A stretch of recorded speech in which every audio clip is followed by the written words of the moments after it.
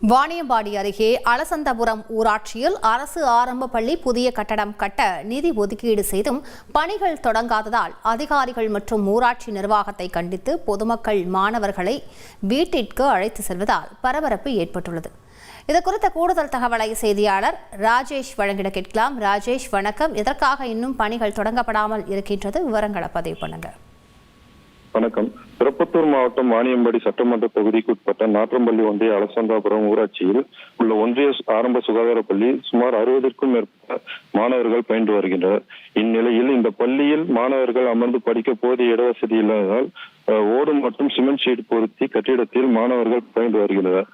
பள்ளியில் சுற்றி புதார் மற்றும் நிறைந்த பகுதிகள் பள்ளி கட்டிடங்கள் உள்ள நிலையில் பள்ளி சுற்றுச்சுவர் கடந்த 2 ஆண்டுகளுக்கு முன் பெய்த மழையினால் இடிந்து விழுந்தது. இந்நிலையில் பள்ளி வளாகம் மற்றும் வகுப்பறை அடிக்கடி காட்டுப்பன்றி மற்றும் பாம்பு உள்ளிட்ட விஷப்பூச்சிகள் வரும். அது வைத்தி ஒரு பிளாட் வாங்கணுமா இல்ல ஒரு பிளாட் வாங்கணுமான்னு ஒரே கன்ஃபியூஷன். ஒரு ரியல் எஸ்டேட் எக்ஸ்பர்ட் கிட்ட பேசு. எப்படி? பாஸ்வாலா பி தி பாஸ். தினந்தோறும் மாணவர்கள் அச்சத்துடன் பாடம் பயின்று வருகின்றனர்.